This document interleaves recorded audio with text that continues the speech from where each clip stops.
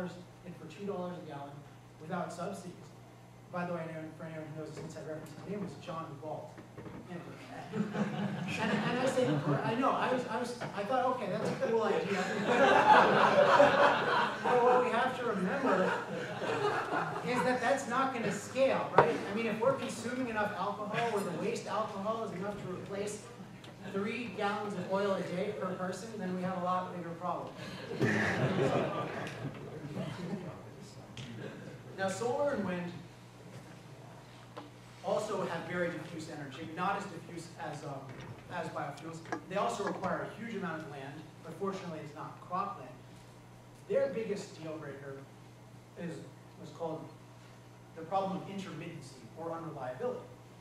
And if you just want to think about it, imagine your parent is ill. They're sick, but they're going to recover if their respirator continues to work. And so to get their respirator to work, you hook it up to either a solar panel or a windmill. Now, are you going to be optimistic and happy during this process? No, because you know full well that clouds can come over the sun, and that, or if it gets to be night, you're going to have a problem, and that the wind can stop blowing. So this is, you might think this is a joke, but this is essentially the central problem with all intermittent technology. You cannot generate reliable electricity with them. Now, what you need for a modern power system is incredibly reliable and specifically controllable electricity. We've got an electrical grid which needs to have a very certain amount of electricity on it, because if it has too little, we'll have a blackout, which unfortunately in California we've experienced because we have a lot of green energy policies. And if you have too much current, you can have an overload, which means if you have a lot of electronics on your system, and we kind of do in the United States these days, you can fry your electronics with too much electricity.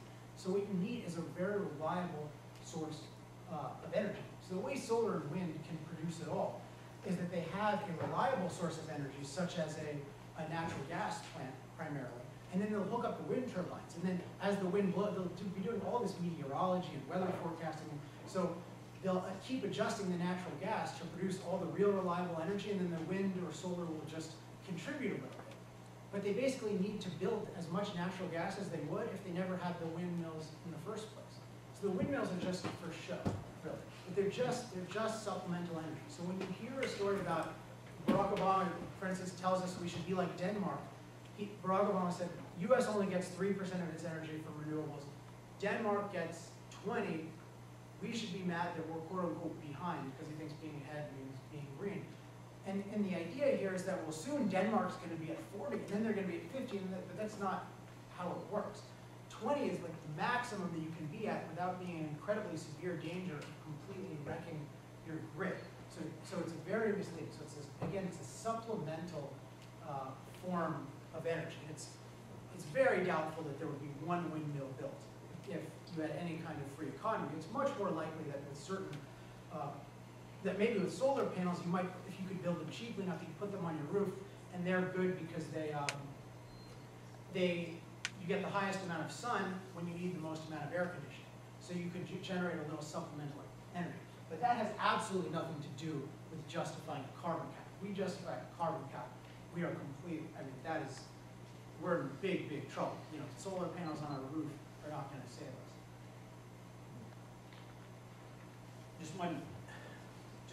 I mean, literally this year, if you want to just take a very recent example of what it means to go green, Britain has had a real movement toward more and more wind power, more and more renewable energy, and they're always bragging about it and whatnot. So earlier this year, they had a major cold snap, and as you can imagine, people wanted heat, but unfortunately, heat was powered by windmills, which weren't blowing during the cold snap, which forced the minister of these things to admit, and he literally said, we can count on